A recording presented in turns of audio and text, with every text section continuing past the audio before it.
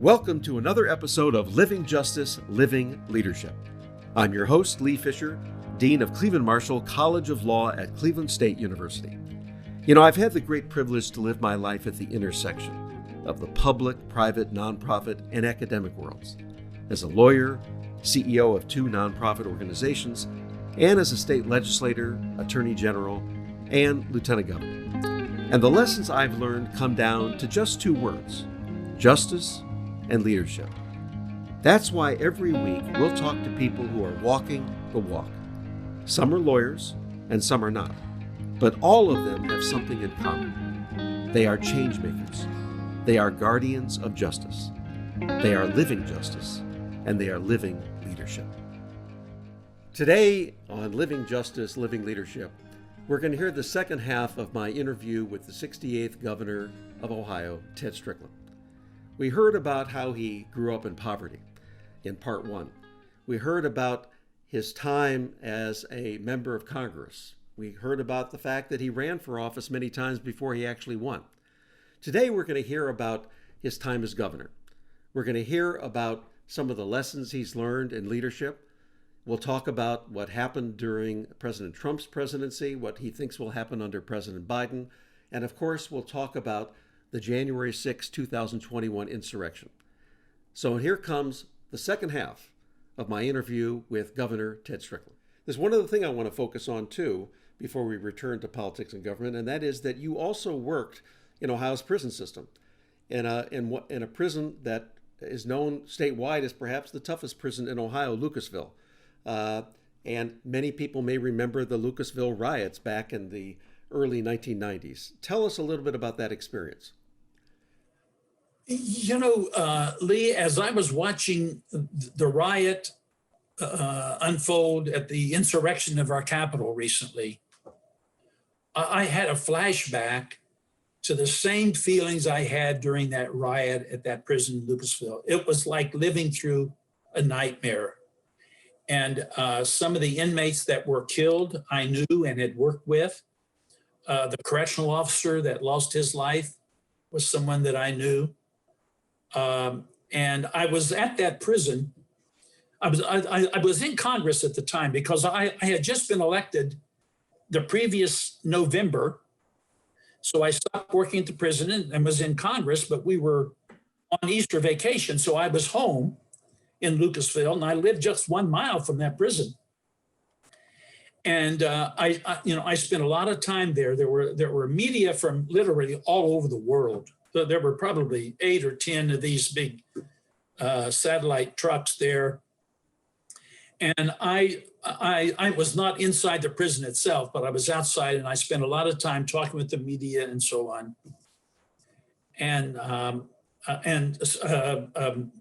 George Voinovich was governor at the time, and Mike DeWine was, I believe he was attorney general. No, actually, I was attorney general. He was lieutenant governor. Oh, he was lieutenant governor. Okay. How quickly you forget who the attorney general was. Thanks a lot. Okay. That's all right.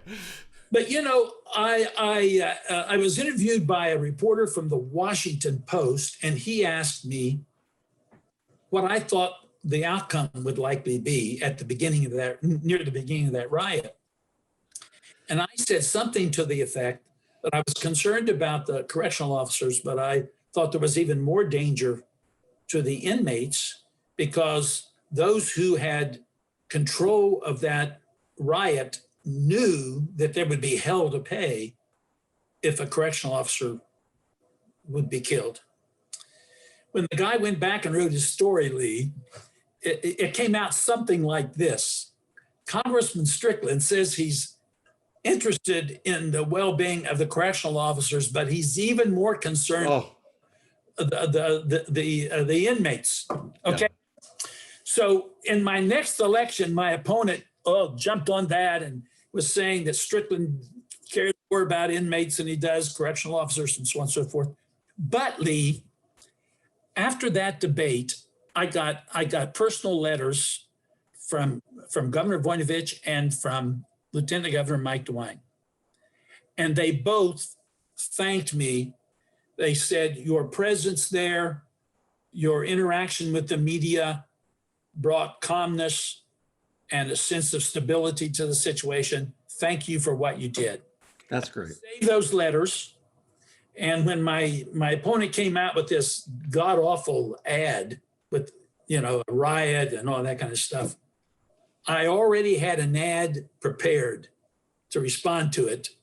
And that saved my neck. So in a way, I may have owed part of my political career to George Voinovich and Mike DeWine. Isn't that ironic?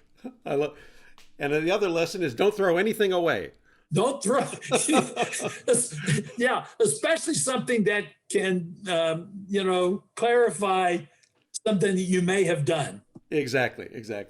You come from a part of the state that Democrats have been losing. One of the many reasons that you won for governor, and I was able to serve as your lieutenant governor, is that you were in part of the state that used to be called Reagan Democrat country. Now it's called Trump country. What has happened to Southeast Ohio over the years since you first ran for Congress? I wish I had a complete answer for that, Lee, because I'm puzzled by that.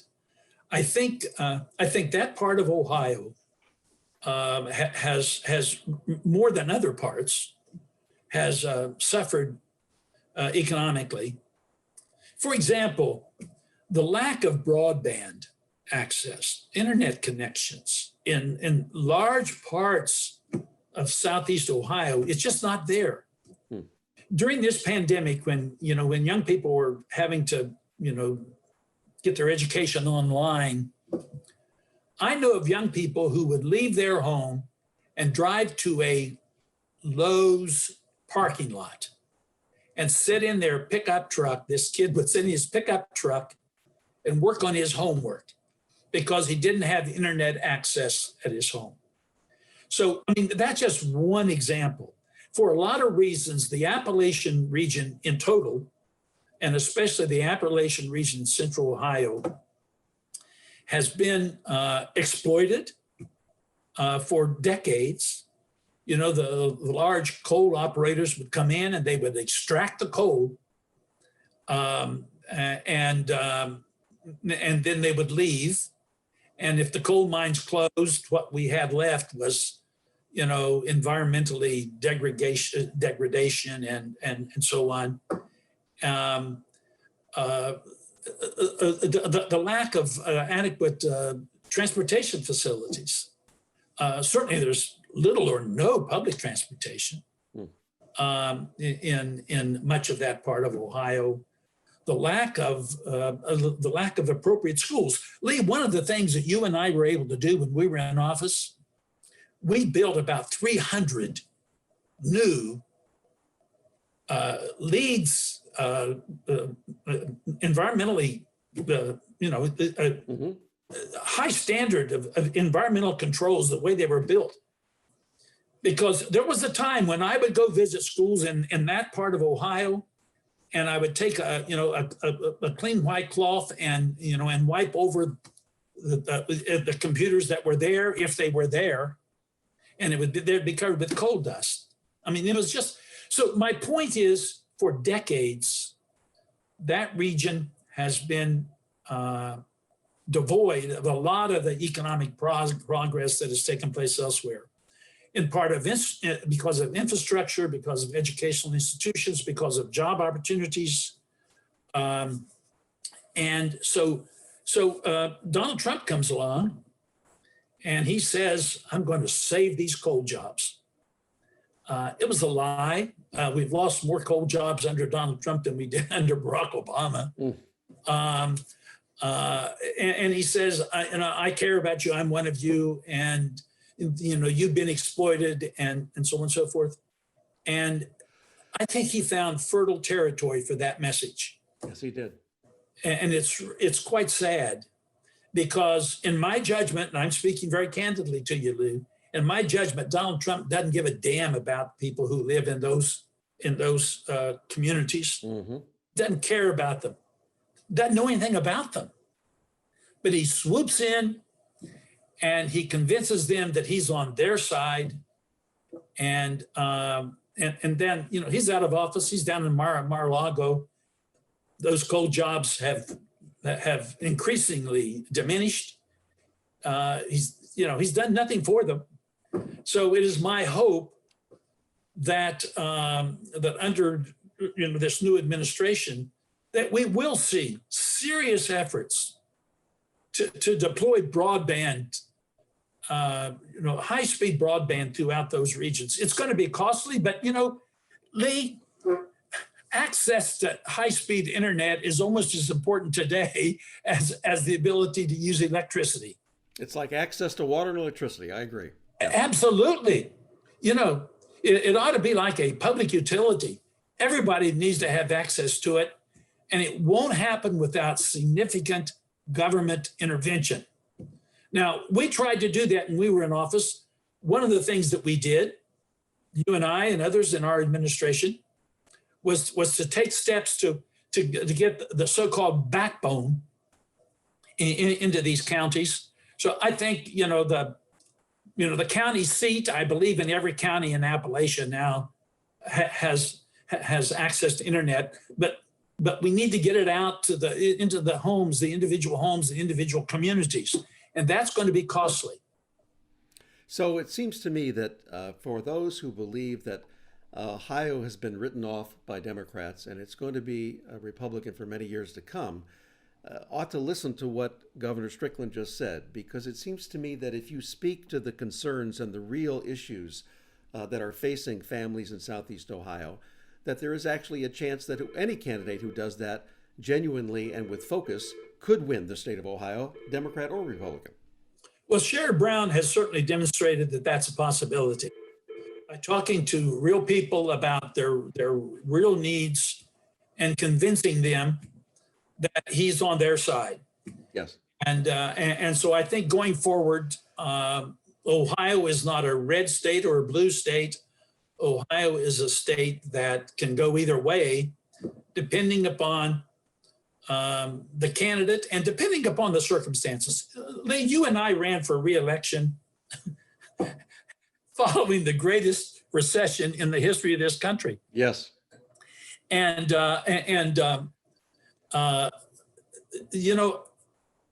I saved, you talked about not throwing anything away.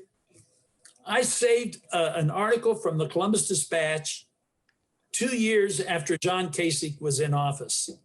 And it basically said that the Kasich administration has created fewer jobs in their last year and a half in office than Strickland's administration created in their last year in office. So we gave John Kasich a growing economy. We did not give him an $8 billion deficit as they claimed. Right. And so the economy was growing, but people were still feeling the horrible effects of that economy. And in some, you wanted to talk politics. One of the things I didn't mention was timing in politics. Sometimes there are circumstances that occur that are totally out of the control of individual political leaders. And certainly that recession that was worldwide, but was especially severe in our country and was the result of bad decisions that had been made by Wall Street and other power brokers, had an incredible effect upon Ohio. And I think, that was the primary issue in how the election turned out. Ted, I often say to candidates for public office that 80% of the outcome of an election is determined even before you file your petitions. It's the environment. So what you are focusing on during the course of the campaign is that 20%. And that's what you do your entire time, trying to convince, to take that 20% that you can change. It's sort of like the Serenity Prayer, understanding what you can change and what you can't. I absolutely believe that, Lee. So that means that when you get into politics, and I think this is appropriate for other areas of life as well, it involves a certain amount of risk, regardless of what you do. Now, let's take you, Lee. Can we talk about you for a minute here? Sure, go ahead. So you left a great job in Cleveland to become my partner as my attorney general. We served Ohio well. I'm proud of what we did under difficult circumstances. And then we came up short with our reelection. And lo and behold, you're the dean of a law school. And I tell you, and I tell my friends, I think you are in a position that was perfectly aligned with your experiences and your skills. And my perception is that you're really happy doing what you're doing. So, you just, life unfolds. And Life does unfold. And I appreciate that. I do have the opportunity to help train and educate a new generation of leaders. And to me, there's nothing more fulfilling. And of course, you've been doing that your whole life as well. I want to talk now about, I want to go back to 1992 for a moment. When you get elected to Congress and you become very good friends with a man by the name of Bill Clinton, who's President of the United States. Talk to me about those years in Congress with President Bill Clinton. well, as a freshman, I mean, Bill Clinton and I were elected the same year, right? Yes, right. And early on in his presidency, I think it was within the first 6 weeks, he decided to do his first town hall meeting in my congressional district, which was in Chillicothe, Ohio. And so early that day, he was leaving to go to St. Louis, and invited me to go along because that night he was flying back to Rickenbacker Air Force Base here in Columbus to go to Chillicothe to spend the night, and then the next day he was going to have. Well, I didn't, as a freshman, I didn't want to miss votes, right? We were having votes in the House, and so I said, "I'm sorry, I can't go to New Orleans." But you know what I did? I caught a private plane later that afternoon, joined him in St. Louis, and we were able to fly back to Rickenbacker on Air Force One. And as it turned out, I was the only political, he had his staff on board, obviously, but I was the only elected political person on that flight. And so when I first got on the plane, they took me way to the back, and I was sitting back there with a little name tag in front of me, and no one else was there. And I thought, gosh, I have flown all the way to St. Louis to sit in the back of this plane by myself. But after a few minutes, they came back and they said, "Congressman, would you like to spend some time with the president?" And I said, "Absolutely." So I go up, and Air Force One is laid out, or it was in the nose of the plane is like a living room that can be converted into a bedroom, right? Mm-hmm. Then next is the president's personal office. And then next to that is like a dining room. And then, and then the rest of the way back, there are other compartments and so on and so forth. So we sat in his office and chatted a while. And then he said, "You hungry?" I said, "A little bit." He said, "Well, let's have dinner together." So he was sitting at the head of the table, and I made sure I was right there by his right arm, and so I remember saying, as if it was yesterday, I said, "Mr. President, this is amazing. You're the president. I'm on Air Force One." And I'm not going to waste this opportunity. Can I tell you about my congressional district? And he said, "Sure can, but before we do that, I want you to tell me about you." And so, we talked, and he talked about himself. And given what happened to him afterwards, Lee, one of the things he said to me on that flight always stuck with me.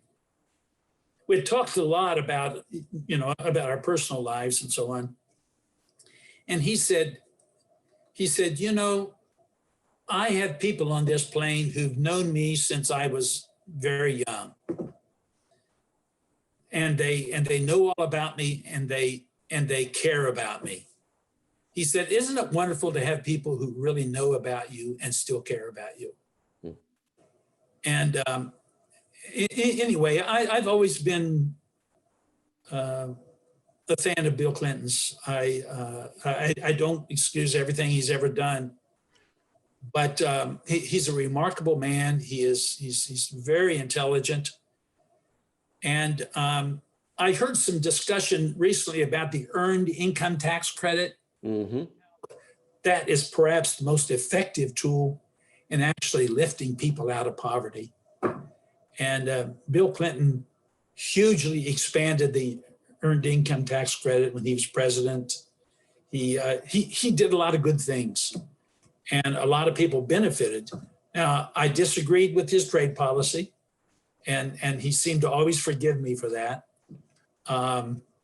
Did you vote against NAFTA? I did. Mm-hmm. I did. I learned something early on, Lee, and maybe this has something to do with leadership. I don't know. But I learned early on in my political career that if you've made a decision, you need to say it.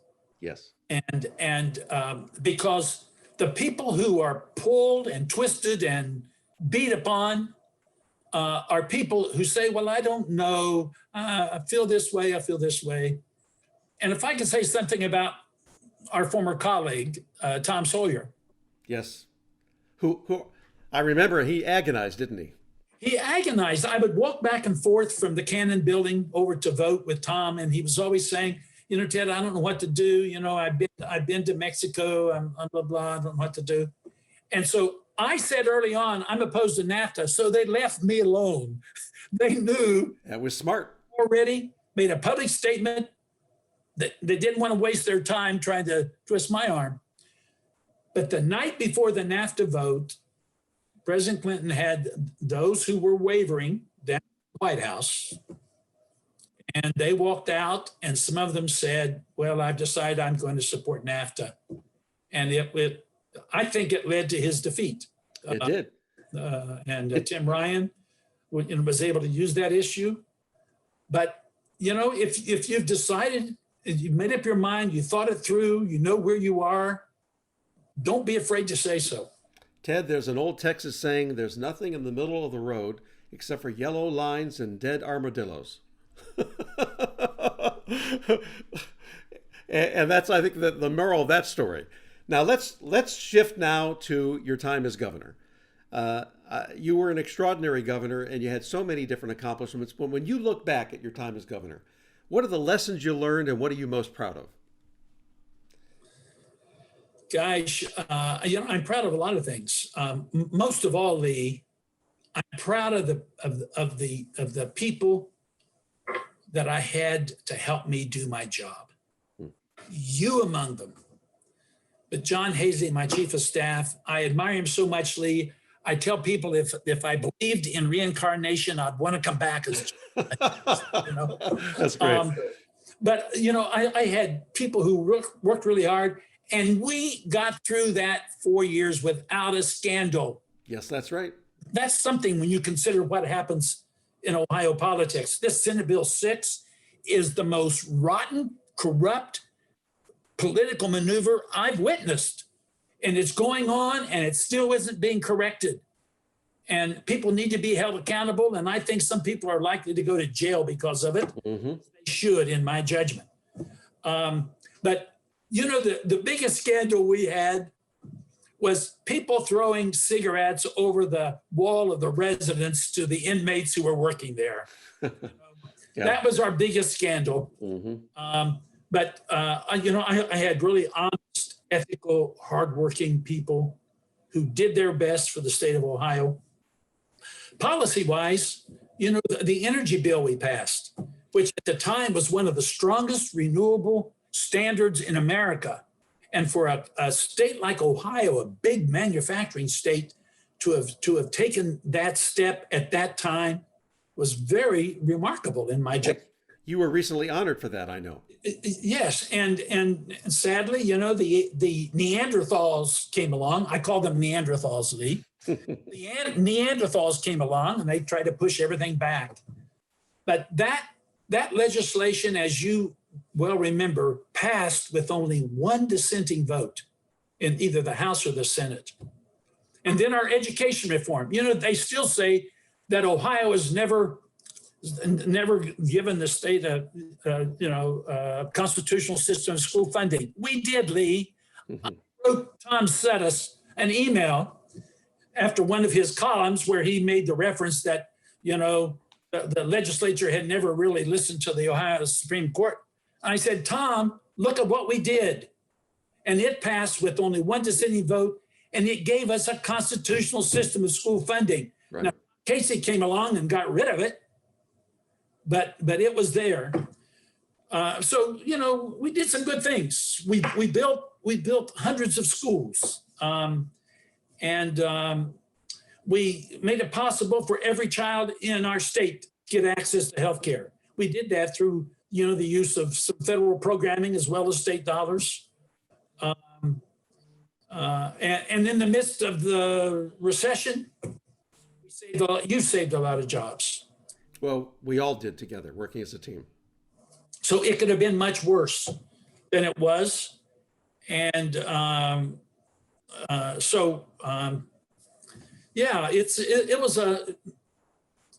I'm glad that we were there during that difficult time, because I think the decisions we made put the state in a better position for a recovery than the decisions that may have been made by another administration. I don't want to finish this interview until we fast forward to what's happening right now. We saw an unprecedented insurrection on January 6th, and we're now seeing a second impeachment. Reflect on what's happened over the last 4 years, but particularly in recent times since the election itself.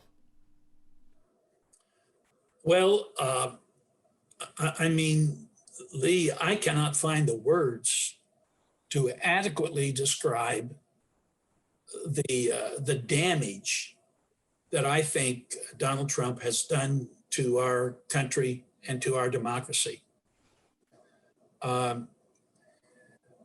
This man purposefully turned us against each other. It was his strategy. And he lied incessantly. I don't want to be too harsh, but there's not a single trait that I've observed in Donald Trump that is admirable.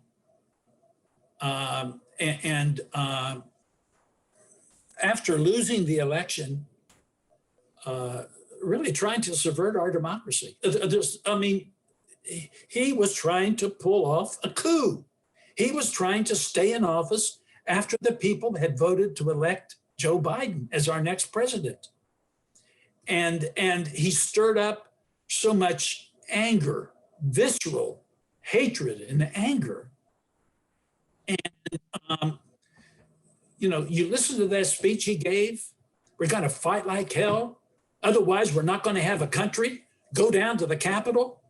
My God, it doesn't take, a lot of interpretation to understand what he was encouraging. And then during the riot itself, according to reports from people who were in the White House, he was taking some pleasure in it all. And then at the end, when he made that so-called speech, go home, he said, I love you.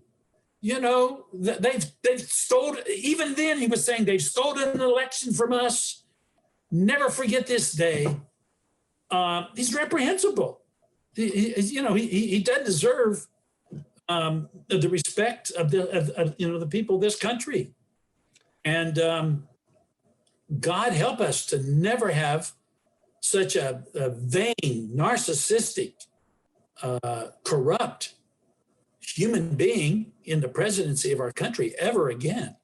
Ted, how can you explain, based upon what you've just said, that 74 million people voted to reelect him? It's very difficult. As a psychologist, I always thought I knew something about human behavior. Donald Trump, though, is very good at what he does. What he does is terrible. It's reprehensible, but he's very good at it. There's a kind of charisma around him that is not unusual around people who are narcissistic. And so he's been able to identify the kind of messages that have an appeal to so many of our people. And so that's part of it. Part of it, though, Lee, is I think a lot of people, not a majority, but a lot of people really have entered into a cult-like relationship with him. And I mean, when you think of what so many of these people believe, it's really strange.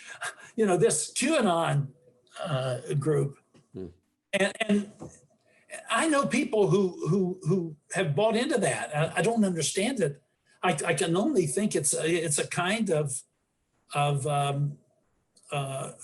brainwashing that has occurred.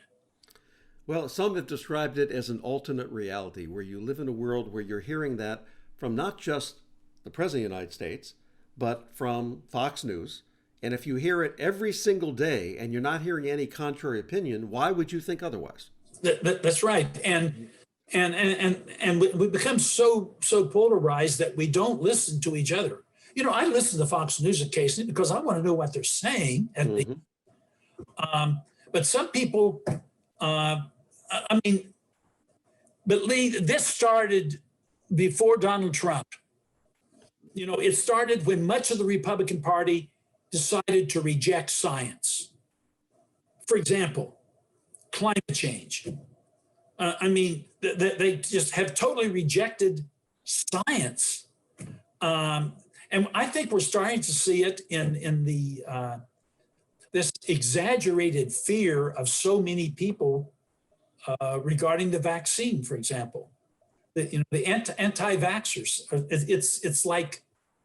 It's like they just rejected science, and they have become caught up in a way of thinking that it's difficult for me to understand. It is almost like a cult, and trying to, a long time ago, when I was more into psychology, we used to have something that we called a logic tight compartment, and that described people who had a logic tight area of their brain where they refused to allow anything that did not conform with their pre-existing ideas and opinions to penetrate.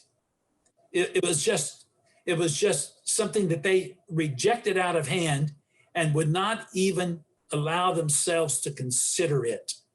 And one of the reasons that people do that, I think, is to avoid what we call cognitive dissonance. And that's when you have, this conflict between competing beliefs and values and ideas and so on.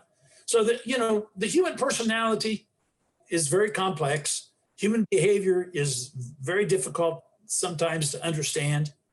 And I'm interested to see that now that Donald Trump doesn't have access to his Twitter feed, and now that Fox News is being sued by a couple of $1 billion for spreading falsehoods and lies, I'm wondering if, well, as someone said earlier today, not many years ago, Sarah Palin was a really big deal. And she was on all the TV shows and people were, Palin signs everywhere and all this kind of stuff. Nobody thinks about Sarah Palin today. That's true. She's a footnote in history. And it is my hope that as we're starting to move on, getting control of this virus, we've got an adult, a decent, ethical adult in the presidency, that the country will move to the point where we will remember the 4 years of Donald Trump as if it was some long nightmare that we have awakened from. And lo and behold, the sun's shining, the grass is growing, flowers are blooming, and life is better. Does that mean that you have an optimistic view of our future?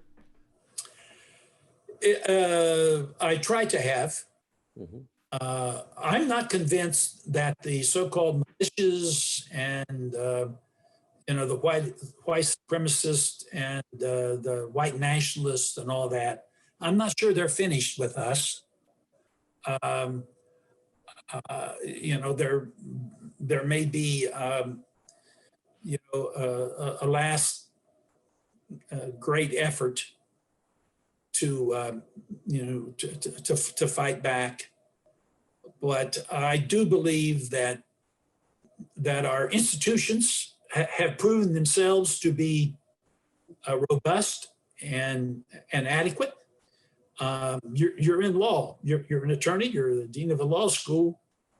Thank God for the law, and thank God for the courts that in this difficult time made the right decisions, held the line, and refused to be caught up in all of this. Now, there were some bad actors. I mean, I think Attorney General Barr is disgraceful. I think the things he said and done was an insult to the rule of law. But even Attorney General Barr could not bring himself to say the election was stolen. And so for those reasons, I am hopeful. Well, thank God for the separate. We're not going to have some real challenges going forward. Well, it's another way of saying that it could get worse before it gets better, but I'm always a believer that it will get better. And the last thing I want to do before we end, because we've been talking a long time, Ted, and the truth is I could do this for several hours. I'm having so much fun. But out of respect for you, I'm going to wind it down. But you mentioned something about a footnote in history. And I believe that when the Ohio history is written, you're not going to be a footnote. There are going to be a number of chapters. So here's my final question. If you were writing your autobiography, or I or someone else were writing your biography, what would you want to be the title of that book? And what would you want the main theme or lessons learned from that book to be? Now, that's putting you on the spot, but I'm basically asking you, in a sense, describe your legacy. Well, Lee, before I was elected governor, even before I became, I think, an official candidate, I spoke to the Columbus Metropolitan Club. And the title of my speech was something to the effect that I wanted to be a golden rule Democrat. And what I would like my legacy to be would be that Ted Strickland was a golden rule governor. And by that I mean, the golden rule encourages us to care about other people in the way we would like to be cared for.